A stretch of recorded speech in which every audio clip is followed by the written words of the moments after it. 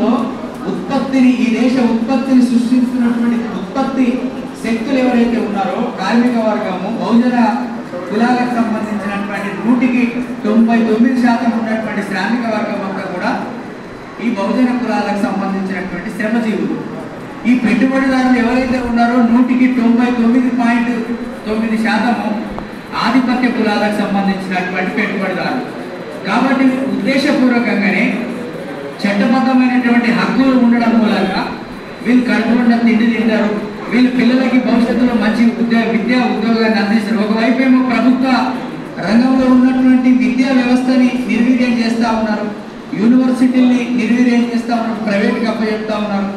తర్వాత సంక్షేమ పథకాలను తొలగిస్తూ ఉన్నారు. సంక్షేమ పథకాలు అమలు చేస్తూ ఈ సృష్టిని అంటే ఉత్పత్తిని సృష్టించేటువంటి దేశ సంపదని సృష్టిస్తున్నటువంటి బహుజన శ్రామిక వర్గాన్ని ఏమంటారు వీళ్ళందరూ కూడా పరన్న జీవులు. ప్రభుత్వ సంక్షేమ పథకాలు ఇవాళ వీళ్ళకి ఉచితాలు ఎందుకు ఇవ్వాలి అని సుప్రీంకోర్టు కూడా మాట్లాడింది. అంటే మనము సృష్టించే ఎవరైతే 99% ఉన్నటువంటి శ్రమజీవులు వాళ్ళు సృష్టించేటువంటి ఉత్పత్తిని తిరిగి వాళ్ళకి ఖర్చు పెట్టడానికి కేవలం 1% ఈ దేశ సంపదని దోచుకుంటున్నటువంటి దోపిడీ పెట్టుబడిదారులు.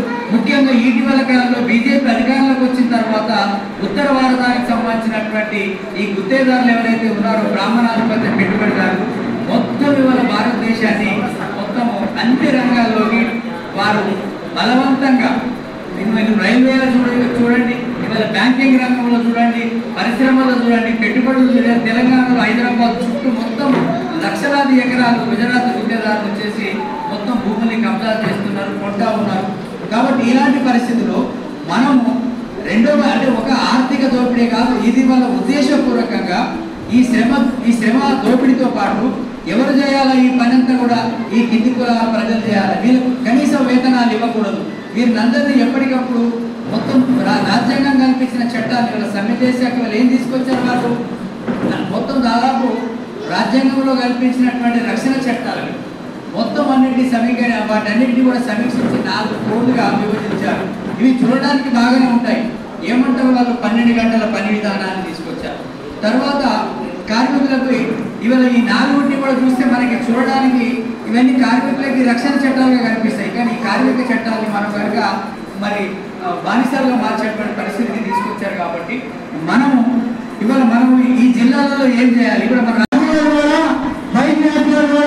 చేయాలా, అదేవిధంగా ఇందులో దానిలో ఎక్కడికక్కడ జిల్లా కేంద్రాలలో కానీ మండల కేంద్రాలలో కానీ ఒక సందర్భంలో అనుకొని అవసరమైతే ఈ బహుజన వామపక్ష కార్మిక సంఘాల జేఏసీ పక్షాన ఒకటి కామన్ ఇప్పుడు ఏదైతే కరపత్రం వేశారో ఈ కరపత్రంలో ఉన్నటువంటి పొందుపరిచినటువంటి డిమాండ్లతోని ఒక జేఏసీ పక్షాన ఒక మెమోరాండం తయారు చేసి మీకు వాట్సాప్ పీడిఎఫ్ పెట్టడం జరుగుతుంది.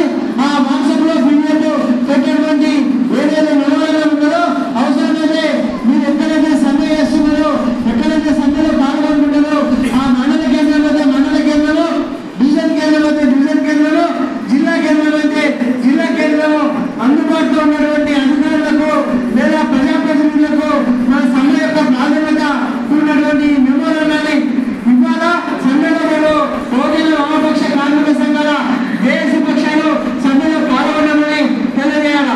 అంతేకాకుండా మరి ఇంకా 4-5 రోజులు ఉన్నాయి. ఈ 4-5 రోజులలో మనం ఏదైతే రంగాలలో కానీ ఏ ఫ్యాక్టరీలలో కానీ ఎక్కడైతే మనం పనిచేస్తున్నామో మన జేఏసీ పక్షాన సమ్మె నోటీసులు కూడా అందజేయాలి.